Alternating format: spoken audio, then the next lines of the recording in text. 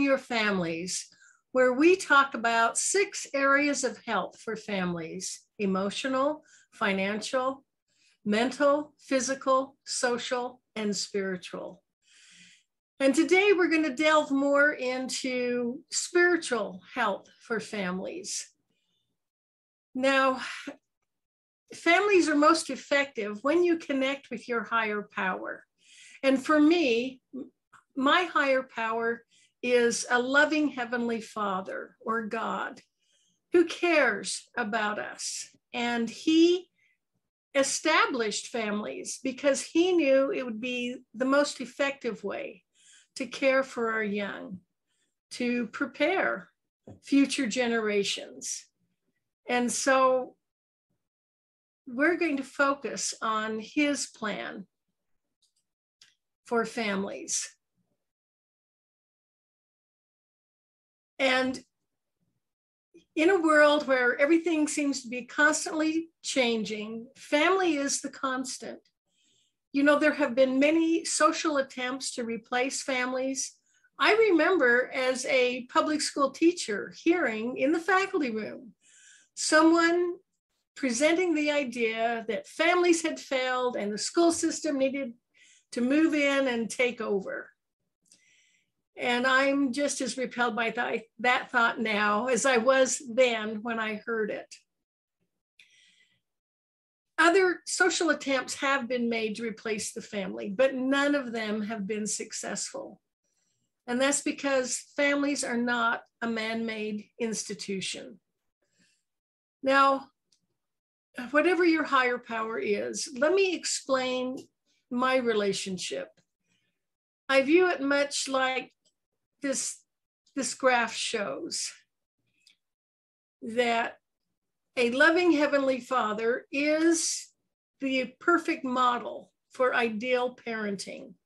Here are 2 scales, and this has actually been studied, researched, quantified over several decades when it comes to parenting. But if you notice, that vertical line is talking about what is given, what the parent gives, not just material things, but also their time, their attention, their encouragement, their praise, their love. And this could be compared to God, who has created this beautiful world that we live in. He provides us with food, with everything we need. He loves us. He provides us with direction, with scriptures. And then the horizontal line is talking about what is required of us. And like a wise parent, God expects us to obey laws, to be obedient. He gives us commandments for our protection. He knows that we'll be happier and safer, just as we would instruct a child not to run out into a crowded street. We don't want them to be hurt. So using this example of giving generously of our time, our talents, our wisdom, and also expecting, it's, you know, we're actually just preparing our children for adulthood when we ask them to clean up after themselves, to comply with the family structure. And while some may feel that the best way to make children happy is just let them do whatever they want. They're just children, just let them have fun. But that is the most dangerous environment for a child, one of chaos, where they don't know what to expect and they don't understand what is expected of them. It gives them security and peace to know that there is order, that meals will be served at a certain time, that certain behavior is expected of them, and that they can contribute and be part of a happy family. So I want to go through some concepts that go along with God's plan for families. And the first is that his plan is that they should go on forever, that it's not just in this life. This family unit should continue even after this life. And knowing that this is not just a temporary relationship, it becomes even more important to make sure that those relationships are strong and healthy and nurturing, that everyone is heard, everyone is valued, that they understand their role and how they can contribute to the family. And the family becomes a unit where the individuals are supported in reaching their personal goals. You know, they say parenting is the one job that your job is to make yourself obsolete and then gracefully accept your success. We do everything for them when they're little, they require constant 24/7 care around the clock. But as they develop, as they become more physically capable and mentally capable, we back off and we allow them to do more on their own. We encourage their independence. We teach them values to give them a foundation. But as they get older, especially as they reach those teen years, we recognize that they must make decisions for themselves. And we allow them that space to do that.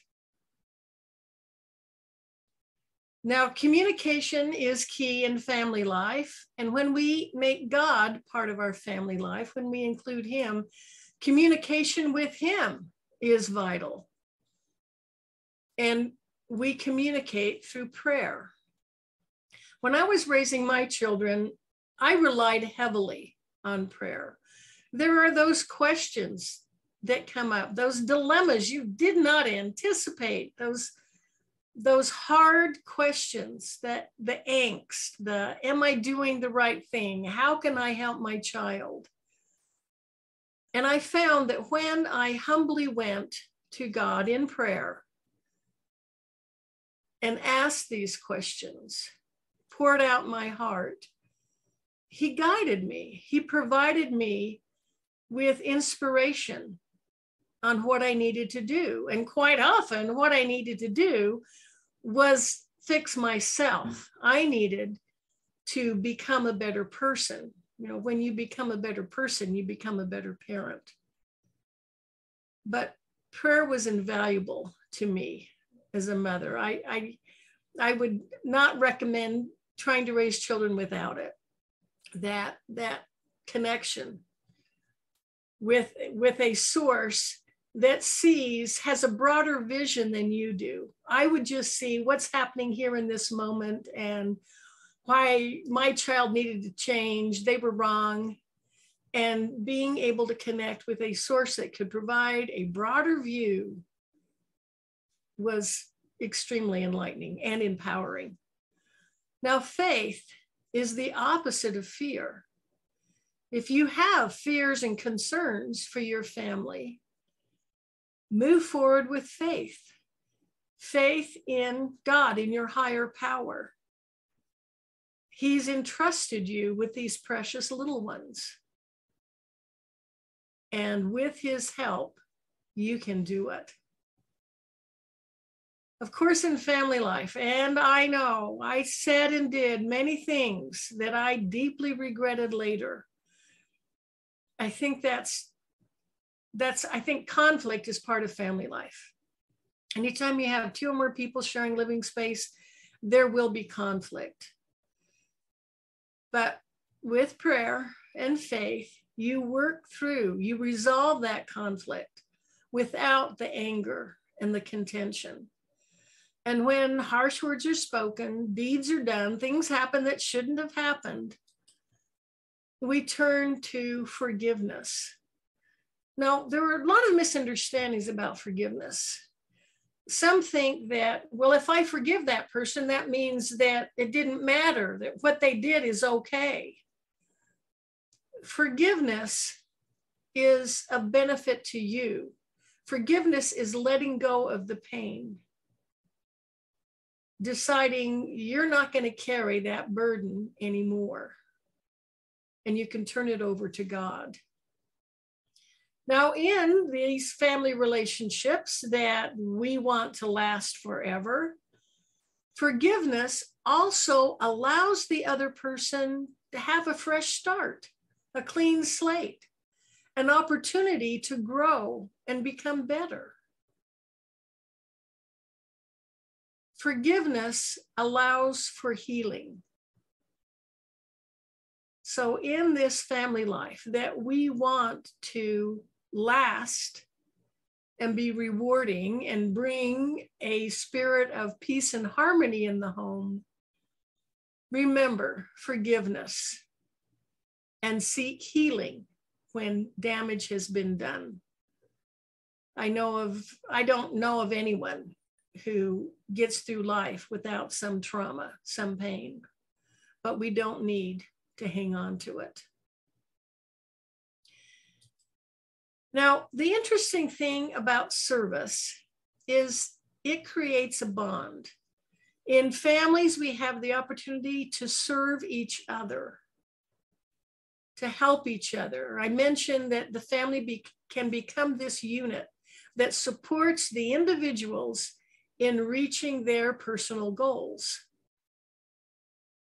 If one member is playing in a ball team, family members can be there to cheer them on, or performing in a musical or dramatic production,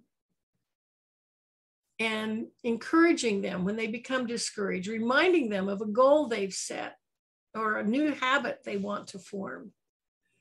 But there is also strength when you serve together. I know of some families, rather than having the big holiday meal at home, they will go to a homeless shelter and volunteer to help serve the meal. And as they serve, or a cleanup project, preparing hygiene kits for refugees, there are many opportunities. But as family members unite in rendering service to something they believe in, it bonds them together. They draw together in love and commitment. It's the opportunity to create memories that will last a lifetime. All of these things, including God in your family, will strengthen your family. And I am so passionate about this. I really think now more than ever before, we need to strengthen families, right? See them as the foundation of our society. Recognize that as we strengthen families, we're strengthening our society, making it a better place. So I created a Facebook group. It's just called Strengthening Families. There's the QR code you can just scan. I invite you to join it. I am creating this group to support families. So make it a safe place. It's a private group where we can share what we've learned, our concerns, our problems, our insights, and work together to strengthen families.